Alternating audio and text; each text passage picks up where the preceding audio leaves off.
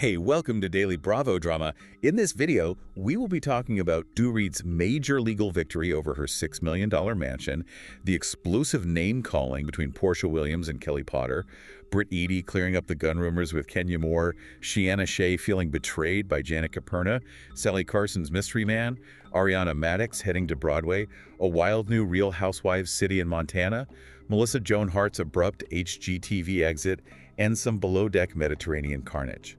Cover everything coming up in this audio.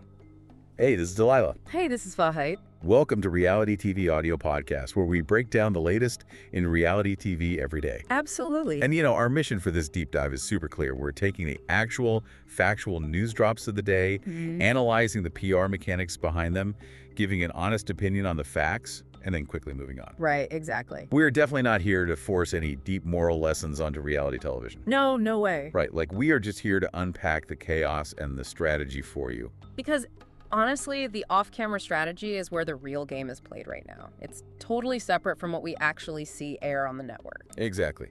So let's just start right there with the massive financial drama. Dorit Kemsley just scored what we'll call a small legal victory against her estranged husband, PK. Yeah, and I mean, Victory is definitely doing some heavy lifting there. Oh, for sure.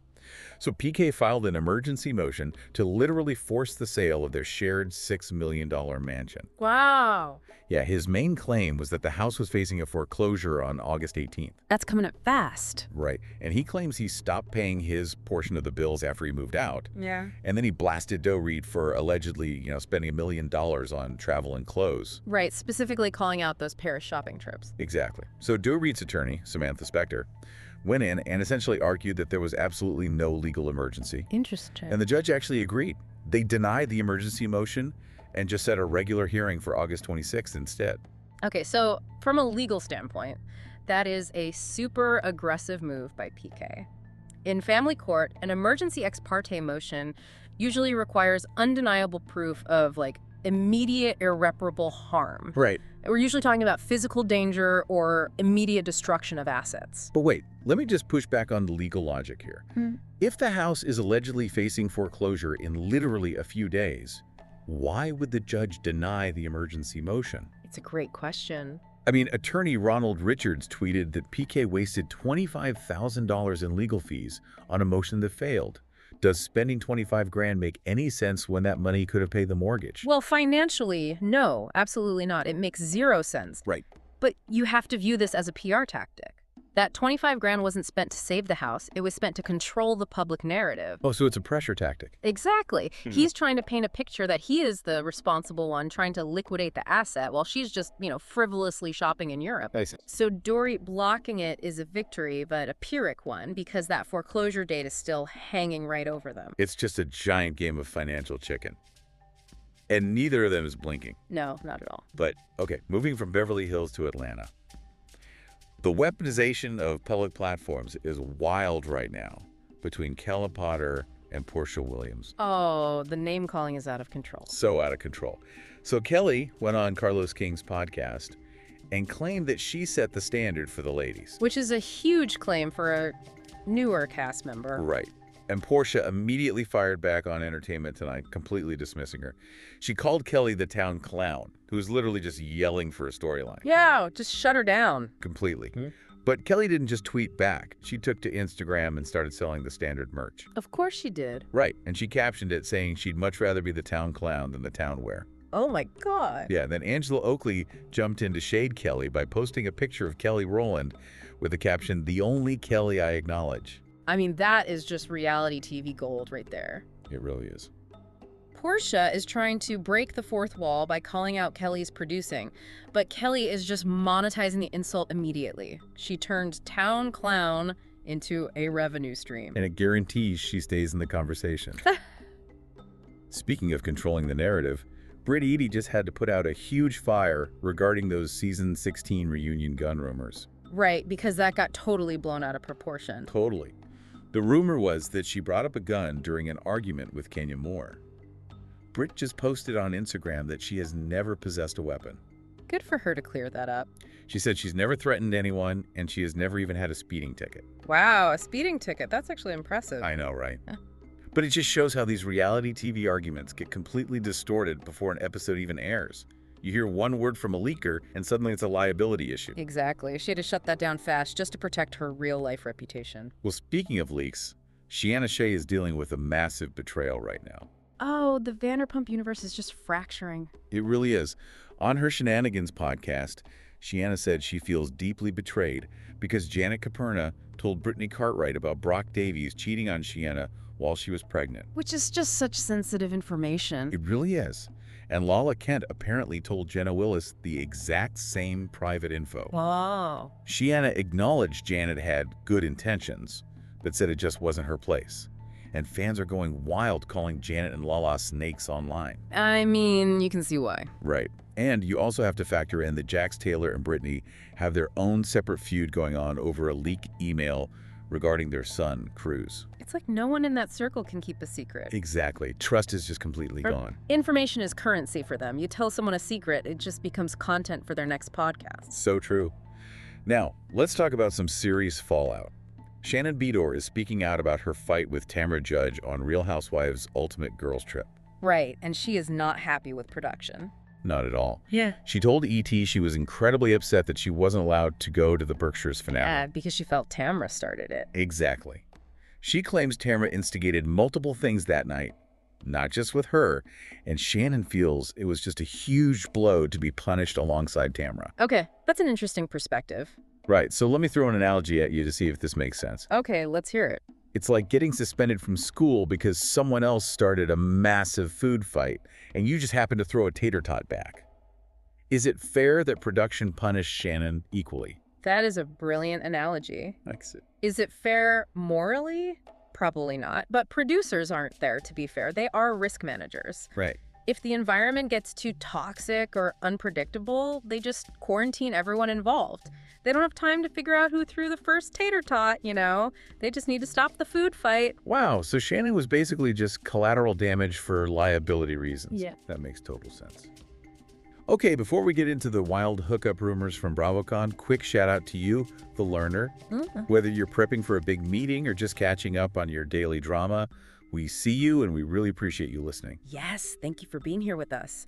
And speaking of BravoCon, fun fact, did you know BravoCon tickets usually sell out in literally minutes? Oh, I totally believe it. The demand is insane. It's crazy. And when you pack thousands of fans and the cast into one hotel, you get massive drama. And massive hookups.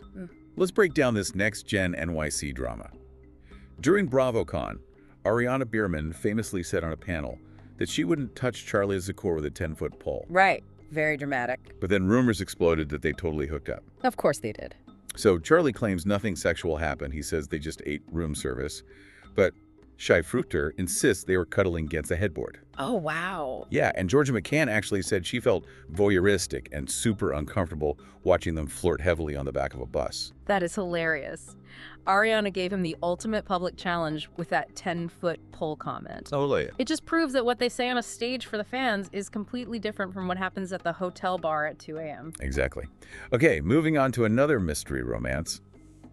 Sally Carson from Southern Charm debuted a mystery man on her Instagram. Ooh, I saw this. They were holding hands, and she captioned it, "Kinda chic to have a secret lover." Which is such a good caption. It is. But fans immediately noticed the guy has a full sleeves tattoo, Okay. which instantly proves it is not Kyle Cook, because Kyle recently admitted they made out in the past. And Sally went on Jen Fessler's podcast to slam the rumors that she's a homie hopper since she's been linked to Wes Wilson, Austin Kroll, and Kyle. Right. So posting the tattoo is basically a PR masterclass. Yeah. She gets all the engagement of a soft launch, but quietly shuts down the Bravoverse rumors without actually having to issue a statement. It's honestly brilliant. Speaking of brilliant moves, Ariana Madix is heading back to Broadway. She is unstoppable right now. She really is. So she's parlaying her Love Island Emmy nod into a starring role as Connie Francis in the musical Just in Time. Wow. Do we have dates for that? Yes, it runs from September 12th to November 22nd, 2026. And she's starring alongside Jeremy Jordan and Carrie St. Louis. That is huge. The reality TV to Broadway pipeline is just booming. It really is. It guarantees ticket sales for the producers. Exactly. Okay, from Broadway to HGTV. Melissa Joan Hart just abruptly stepped away from her new show Totally 90s house, right in the middle of the competition. That is so rare. Mid-shoot exits are a nightmare. Right. The show is about 90s stars making over homes. And they immediately brought in Joey Lawrence to replace her. Oh, that's perfect. Yeah, so now he's joining his brother Matthew Lawrence and Keishia Knight Pulliam. Well, subbing in Joey Lawrence is probably the best save they could possibly get.